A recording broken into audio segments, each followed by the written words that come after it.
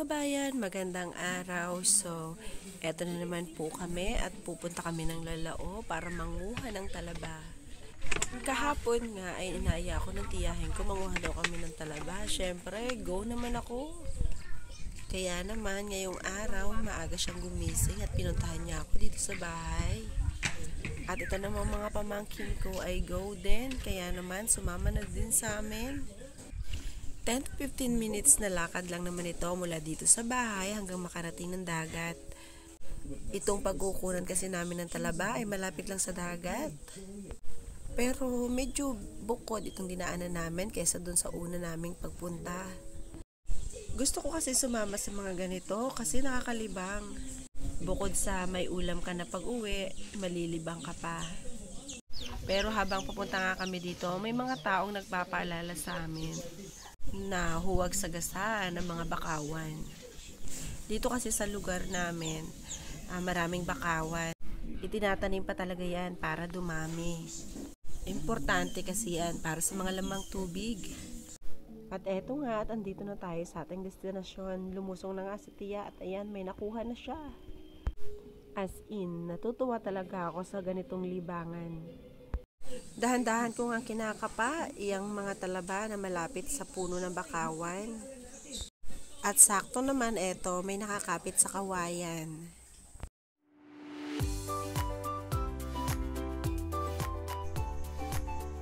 So, ang dami ko ng putik sa mukha. Ayan.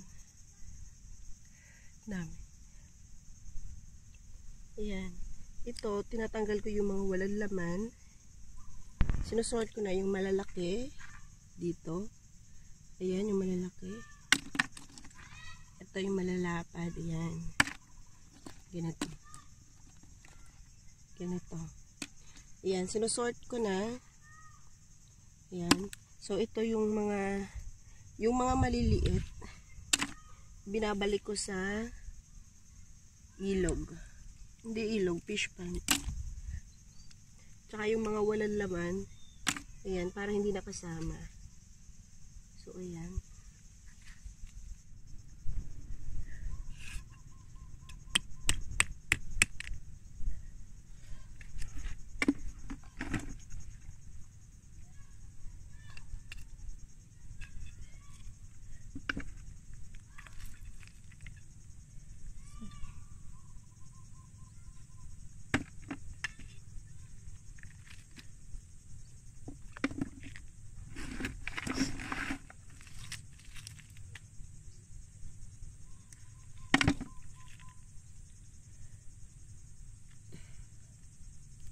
Ito, dito sa maraming banahaw. So, hindi mo pwedeng kunin yung nasa banahaw na nakadikit. Pwede ka naman kumuha, kaya lang iingatan mong masira yung bakawan kasi yun yung pinagbabahayan ng mga lamang tubig. So, yun. So, ito kahit naman nakaganyan na yan, mabubuhay pa yan. Yung iba kasing nakadikit, maliliit, kaya ibabalik natin. Kailangan sa mga nangunguha, maging responsable din po tayo sa pagkuha. Huwag nating sisirain yung bakawan. Kasi, doon na mamaha yung mga isda. Kagaya nito, mga talaba, doon sila dumidikit. Hindi yung kuha lang ng kuha. Tapos wala nang pakialam sa kalikasan. Paano sila dadami kung sinisira natin, 'di ba? Kaya kailangan natin pangalagaan 'yan.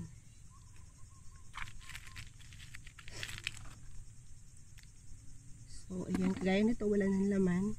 So, tinatanggal natin siya.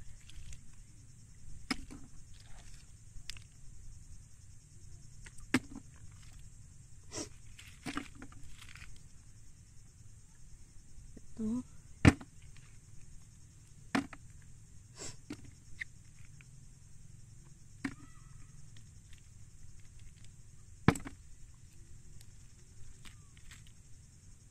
Yung maliliit kasi hindi yan maiiwasang hindi madala kasi magkakadikit yan sila.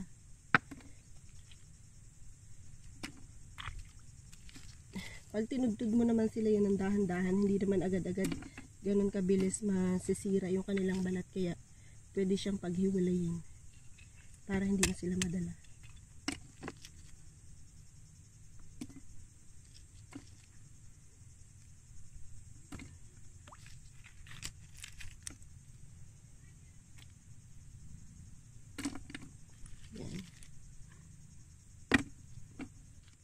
Nakakaawa kung makikita nyo yung ibang bakawan, nakikita nyo, hindi ko na i-video kanina, binunot na siya ng mga tao, pati bakawan binunot, mga walang pagmamahal sa kalikasan. Kaya yan, kukuha lang sila ng pagkain nila, tapos yung kalikasan nasisira na nila. Dapat maging responsable tayo lagi sa mga ginagawa natin.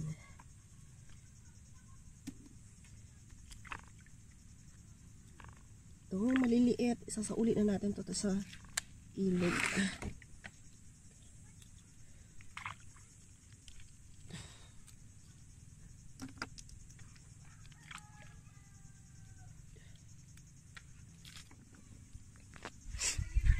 May ipapakita ko sa inyo sample na sinira na yung bakawan.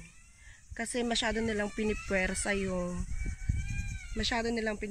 yung pagkuha dun sa talaba. Ang dami-dami naman eh. Pwede naman silang mamili. Kahit hindi siya nakakapit sa bakawan, meron ding hindi nakakapit. Merong mga hindi nakakapit sa bakawan.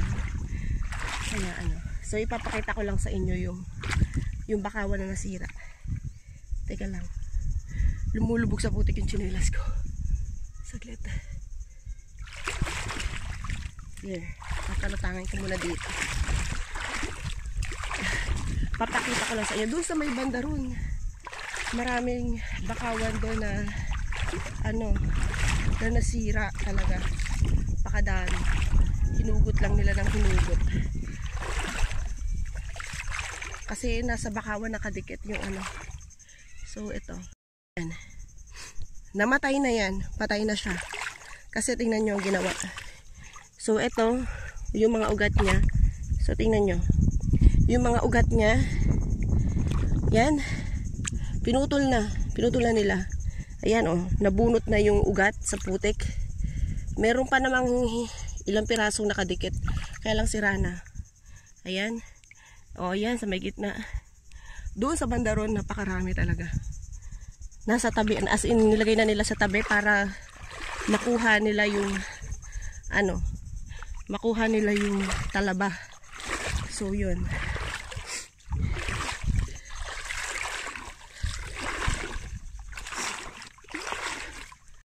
Diba?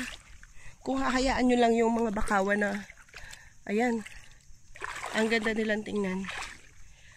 Parang Christmas tree.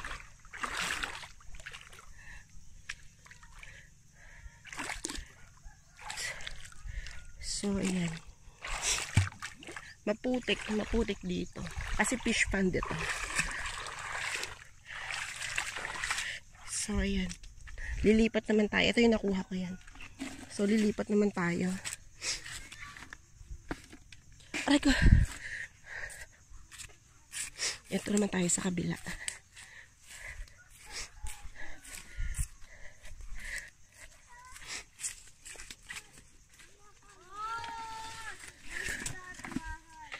Ayan yung aking mga kasama. Tiyahin ko. Medyo malabo na. Hindi makita yung talaba. Aray. Aray, ang dami pa ng talaba dito sa baba.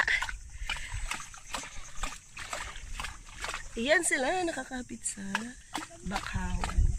Sobrang dami. Ayan. Ayan.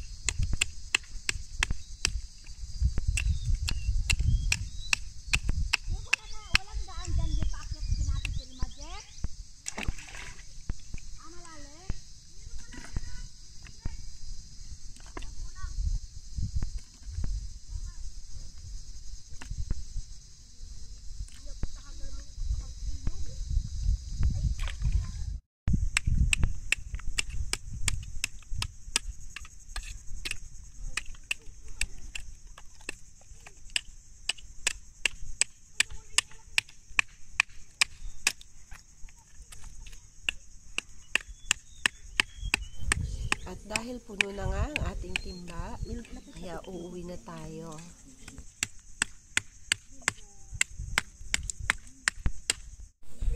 Naglalakad na kami pa uwi at may nadaanan kaming maraming sampalok dun sa isa kong tiyahin. Kaya naman, nanghingi kami para may makain kami habang naglalakad. May mga kinuha nga din pala akong baging para yun ang gagamitin ko gapangan ng aking mga sitaw. Para hindi na ako bibili ng nylon.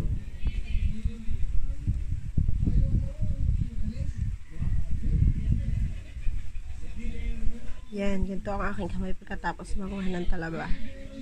Hindi naman siya sugat hanggang laman. Sa balat lang siya, kaya hindi masakit. Yan. Ito pa yung kabila. So hanggang dito na lang kabayan. Thank you for watching. Hanggang sa muli.